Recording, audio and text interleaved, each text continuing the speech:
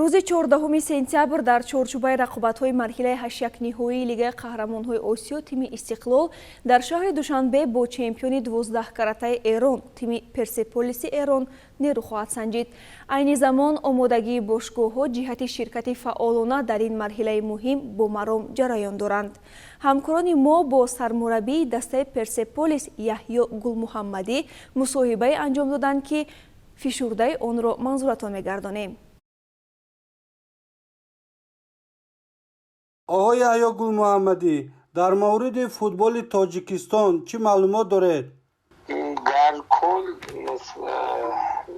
شناخت زیاد جامع و کاملی از فوتبال تاجیکستان تا قبل از باشگاه آسیا که تیم استقلال اونجا تونست به عنوان سرگروه خودش رو نشون بده و بازی خیلی خوبی رو ارائه بده، واقعا شناخت آنچنانی نداشتم، ولی میدونیم که یه تیم منظم و جوان و با دوندگی بالا تیم یک دست و خوبی هستن و تبریک میگم به فوتبال تاجیکستان به خاطر این افتخاری که بالاخره این تیم تونست تو مرحله گروهی کسب کنه و لیاقت این سرگروهی هم داشت. هنرنمای باشگاه استقلال دوشنبه را در لیگ چمپیون ها چگونه بها میدید؟ واقعا فکر میکنم که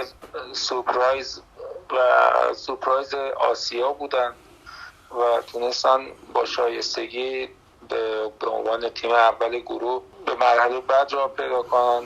یه تیم منظم و خوب و یک دستی هستن و تیمی که نظم تاکتیکی خوبی داره، سرعت تیمی خوبی دارن و توی انتقال به حمله ها خیلی خطرناک هستن و فکر میکنم که این یه شروع خوبی برای فوتبال تاجیکستان است و میدونم که تو تاجیکستان هم مثل ایران استعدادهای خوب فوتبالی و جوانای خوبی که میتونن آینده دار باشن تو تاجیکستان وجود داره.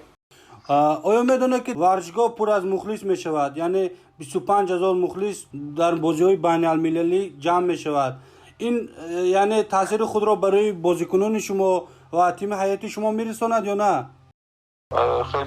خیلی وقتی که استادیوم با تماشاچی ندیدیم، نمیدونم حالا اجازه میدن که کل ظرفیت استادیوم پر باشه یا نه با توجه به بحث ویروس کرونا، ولی واقعا خوشحال میشم که از نزدیک تماشاچی تاجیکستانی و هواداران خوب استقلال دوشنبه رو از نزدیک ببینم. این یه میکنم برای خودم هم جذابه.